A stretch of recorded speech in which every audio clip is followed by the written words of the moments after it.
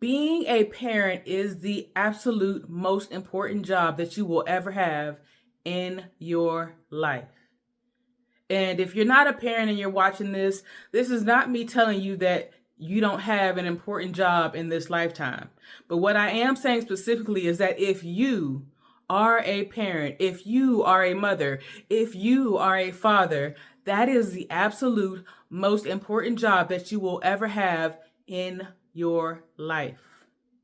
And why do I say that? I say that because on your deathbed, in your final days of life, being a parent is the only job that you will sit and reflect on how I could have done more of this or done less of that to be a better parent to my children. It's the only one.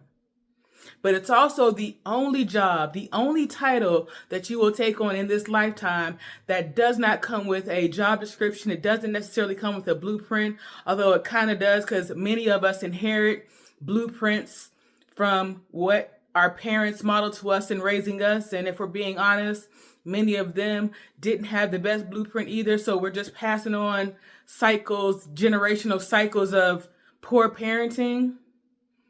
But being a parent is the most important job that you will ever have.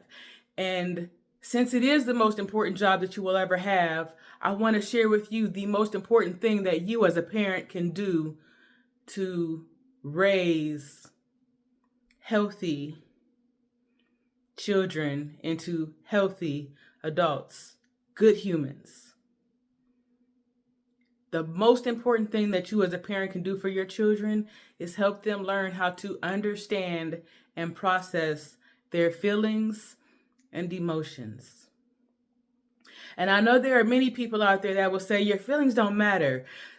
You got to just press on towards the goal, and you got to learn to override your feelings and emotions. And I want to tell you that's not true. You don't have to learn to override your feelings and emotions. You don't have to learn to ignore them. There are scenarios where you do have to override them and ignore them, but I would never recommend that you blindly ignore your feelings and emotions. And what I mean by blindly ignoring them is that you never sit down and process them to understand what they're trying to tell you.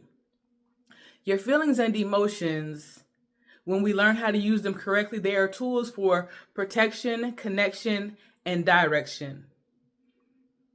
Your feelings and emotions, they have a lot, and I do mean a lot. They have a lot of valuable data, information inside of them that they are trying to communicate to you. And it is your job to question them, to investigate them, to dig a little bit further, to figure out what it is that they're trying to tell you and what action, what steps do you need to take to understand what they're doing and take the appropriate actions necessary, if necessary.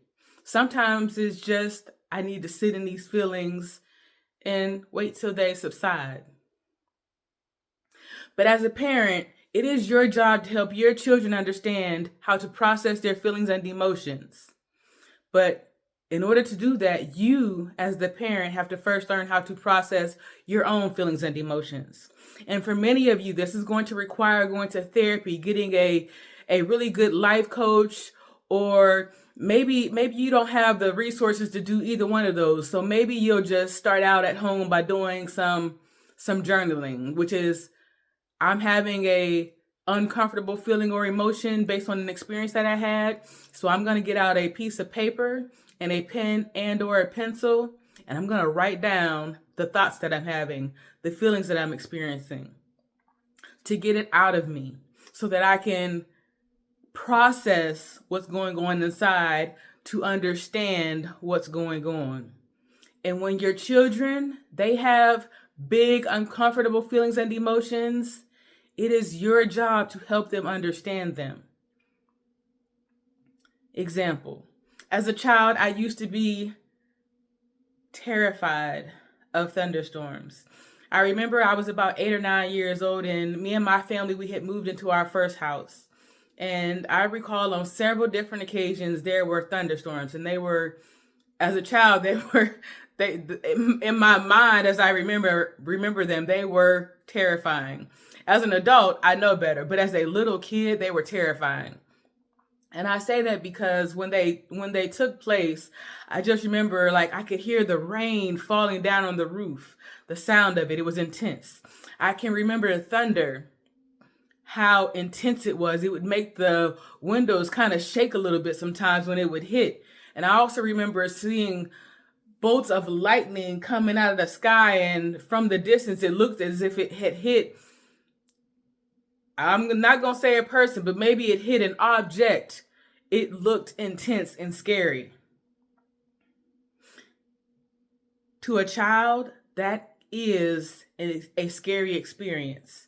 And if you as a parent don't know how to process your own feelings and emotions, your child may come to you and say, "Mom, Dad, I'm afraid of the thunder and the lightning. The storm is scaring me." And you may have an emotionally immature response and say, "Man, don't be scared of that. Get out of here with that. Man, go sit down. You just being a punk. You being a weenie. You just," and start calling names, trying to invalidate your child's feelings because you don't know how to process your own feelings and emotions, and you are therefore teaching your child to invalidate their own feelings and emotions and not process them because you don't know how to. Another thing that I experienced as a child is I recall going to bed again in this new house that we had just bought.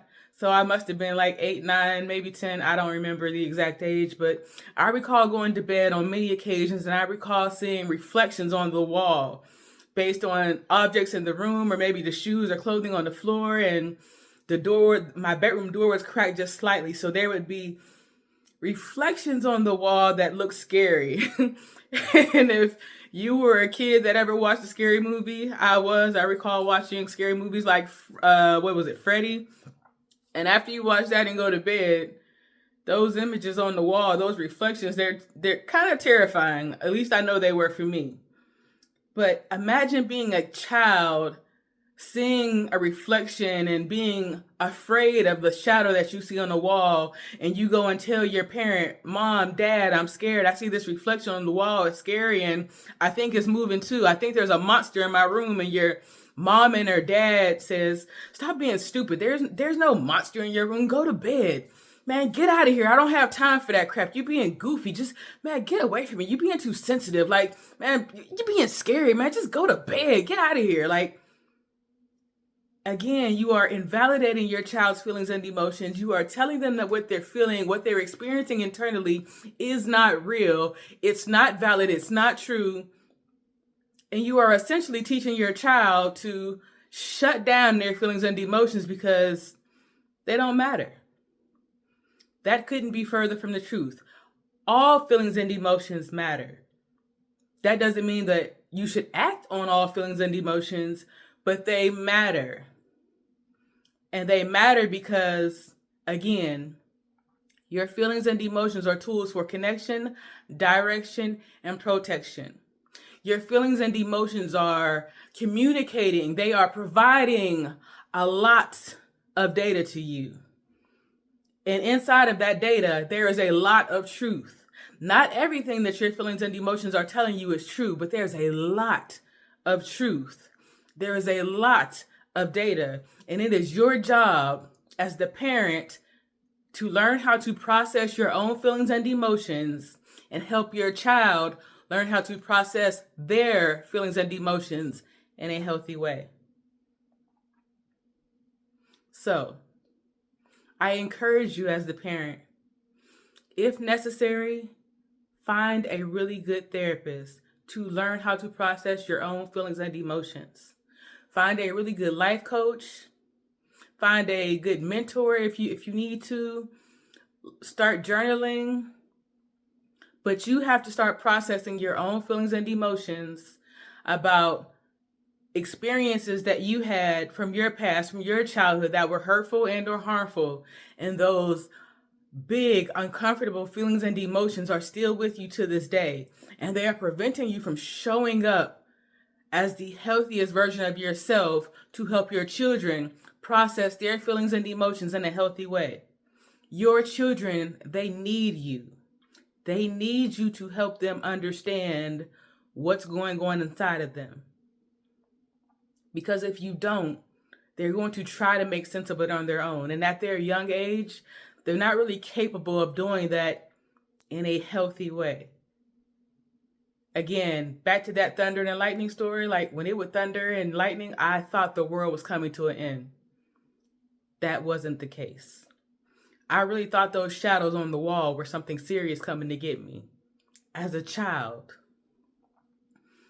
you have to help your children understand how to process those intense feelings and emotions so that they can grow and develop into emotionally mature adults, displaying healthy behavior towards themselves and others to make the world a better place.